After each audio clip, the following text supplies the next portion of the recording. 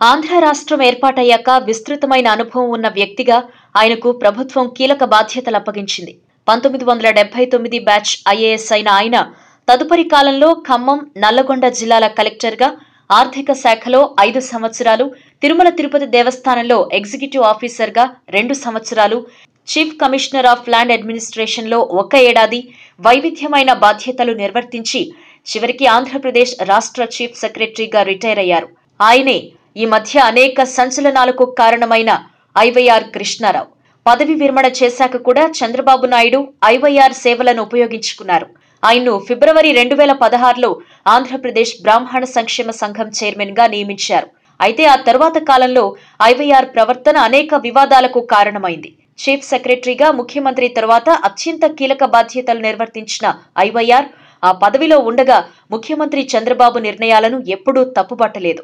ఆ మాటకొస్తే ఐవైఆర్ సలహాలనెన్నింటినో ప్రభుత్వం అమలు చేసింది కూడా. అయితే పదవి విరమణ తర్వాత బ్రాహ్మణ వెల్ఫేర్ కార్పొరేషన్ చైర్మన్ గా నియమితులయ్యాక మాత్రం రాజధాని విషయంలో ముఖ్యమంత్రి చంద్రబాబు గారు వేసే ప్రతి అడుగులోనూ ఐవైఆర్ కు తప్పులు కనబడ్డం మొదలుపెట్టాయి. బహిరంగ వేదికల మీద, సామాజిక మీడియాలో విమర్శలు చేయటం పరిపాటిగా మారింది. బ్రాహ్మణ సంక్షేమ సంఘం చైర్మన్ గా అమలు చేయాల్సిన బాధ్యతలు వదిలేసి రాజకీయ విమర్శలకు పరిమితమయ్యారు. ఈ విమర్శలు ఒక స్థాయి దాటి ముఖ్యమంత్రి చంద్రబాబు నాయుడు గారికి వ్యతిరేకంగా ఫేస్బుక్ వంటి సామాజిక మాధ్యమాల్లో పోస్టులు పెట్టే స్థాయికి రావడంతో ముఖ్యమంత్రి తనకున్న అధికారంతో కార్పొరేషన్ చైర్మన్ పదవి నుంచి ఐవైఆర్ ను 2017 జూన్లో తొలగించారు. ఆ తర్వాత తన విమర్శల పరంపరను కొనసాగించిన ఐవైఆర్ తనను బాధ్యతల నుంచి తొలగించడాన్ని కూడా ప్రశ్నించారు. రాజధాని విషయంలో ప్రభుత్వ ఆలోచనలను తీవ్రంగా విమర్శిస్తూ ఎవరి రాజధాని అమరావతి పేరుతో పుస్తకం రాసి జనసేన అధినేత పవన్ కళ్యాణ్ తో విడుదల చేయించారు. ఆ తర్వాత రమణ దీక్షితులు వివాదం వంటి వాటిల్లోనూ తలదూర్చి ప్రభుత్వానికి వ్యతిరేకంగా వ్యవహరించారు. అధికారంలో ఉన్న తెలుగుదేశం పార్టీకి, ముఖ్యమంత్రి చంద్రబాబుకు వ్యతిరేకంగా విమర్శలు చేస్తూ బిజీగా ఉంటున్న ఐవైఆర్ ఉన్నట్టుండి 4-5 రోజుల క్రితం విశాఖ జిల్లాలో పాదయాత్రలో ఉన్న ప్రతిపక్ష నేత జగన్మోహన్ రెడ్డిని కలిశారు. 2019లో గెలిచి బ్రాహ్మణ కార్పొరేషన్ కు మరిన్ని నిధులు కేటాయించాలి అని, బ్రాహ్మణ సామాజిక వర్గాన్ని మరింతగా పట్టించుకోవాలి అని కోరారు.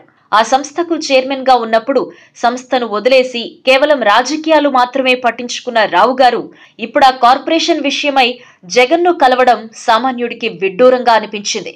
జనాలు ఆ షాక్ లో ఉండగానే ఈ రోజు హైదరాబాద్ వచ్చిన భాజపా జాతీయ అధ్యక్షుడు అమిత్ షాను రాష్ట్ర అధ్యక్షుడు కన్నా లక్ష్మీనారాయణతో పాటు కలిసి కాషాయ కండువా కప్పుకున్నారు.